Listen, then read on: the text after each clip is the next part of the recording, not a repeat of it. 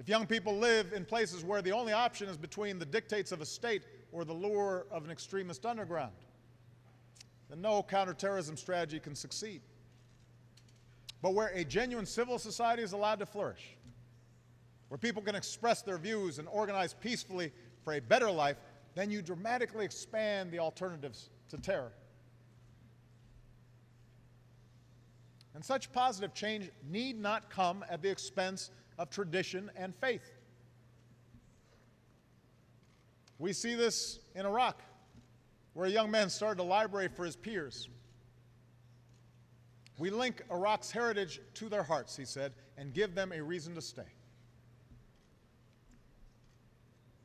We see it in Tunisia, where secular and Islamist parties worked together through a political process to produce a new constitution. We see it in Senegal, where civil society thrives alongside a strong democratic government. We see it in Malaysia, where vibrant entrepreneurship is propelling a former colony into the ranks of advanced economies. And we see it in Indonesia, where what began as a violent transition has evolved into a genuine democracy. Now, ultimately, the task of rejecting sectarianism and rejecting extremism is a generational task, and a task for the people of the Middle East themselves. No external power can bring about a transformation of hearts and minds. But America will be a respectful and constructive partner. We will neither tolerate terrorist safe havens nor act as an occupying power. We will take action against threats to our security and our allies while building an architecture of counterterrorism cooperation. We will increase efforts to lift up those who counter extremist ideologies and who seek to resolve sectarian conflict. And we will expand our programs to support entrepreneurship and civil society, education, and youth, because ultimately these investments are the best antidote to violence. We recognize as well that leadership will be necessary to address the conflict between Palestinians and Israelis. As bleak as the landscape appears, America will not give up on the pursuit of peace. Understand, the situation in Iraq and Syria and Libya should cure anybody of the illusion that the Arab-Israeli conflict is the main source of problems in the region. For far too long, that's been used as an excuse to distract people from problems at home. The violence engulfing the region today has made too many Israelis ready to abandon the hard work of peace. And that's something worthy of reflection within Israel. Because let's be clear, the status quo in the West Bank and Gaza is not sustainable. We cannot afford to turn away from this effort. Not when rockets are fired at innocent Israelis or the lives of so many Palestinian children are taken from us in Gaza.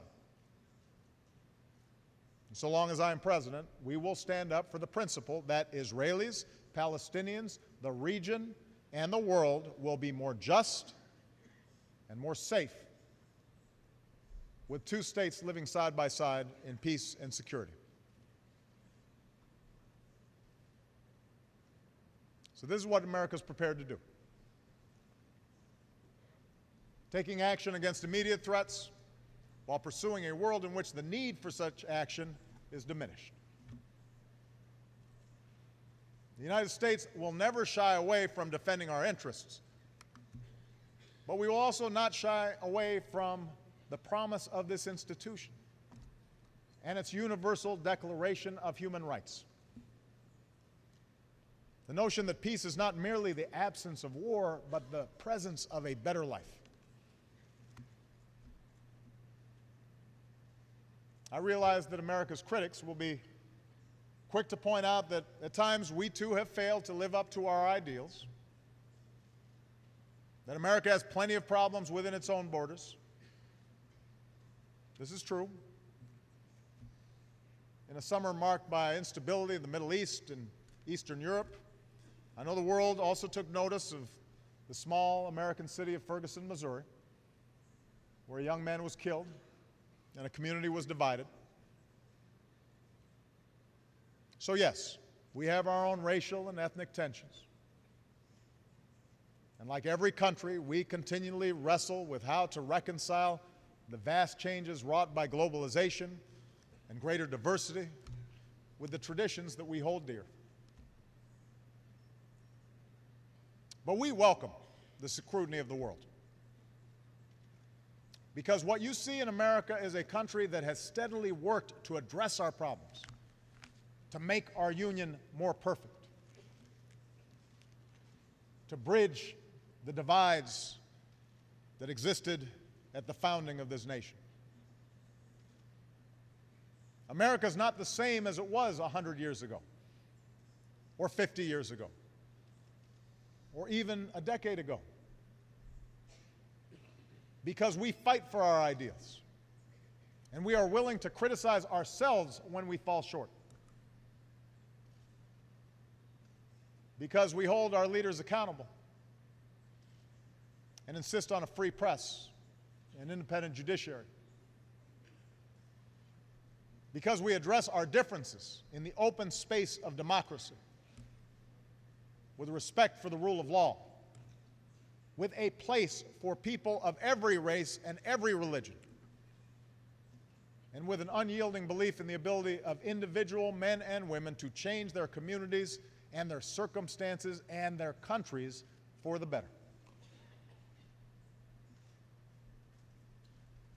After nearly 6 years as president, I believe that this promise can help light the world, because I have seen a longing for positive change, for peace and for freedom and for opportunity and for the end to bigotry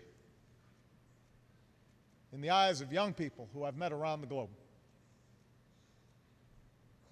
They remind me that no matter who you are or where you come from or what you look like or what God you pray to or who you love, there's something fundamental that we all share. Eleanor Roosevelt, a champion of the UN and America's role in it, once asked, "Where, after all, do universal human rights begin?" In small places, she said, close to home. So close and so small that they cannot be seen on any maps of the world, yet they are the world of the individual person, the neighborhood he lives in, the school or college he attends, the factory, farm, or office where he works.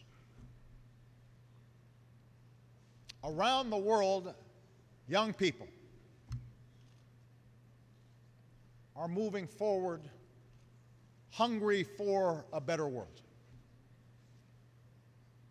Around the world, in small places, they are overcoming hatred and bigotry and sectarianism.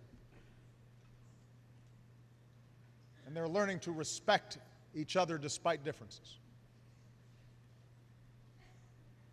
The people of the world now look to us here to be as decent and as dignified and as courageous as they are trying to be in their daily lives. And at this crossroads, I can promise you that the United States of America will not be distracted or deterred from what must be done. We are heirs to a proud legacy of freedom, and we're prepared to do what is necessary to secure that legacy for generations to come.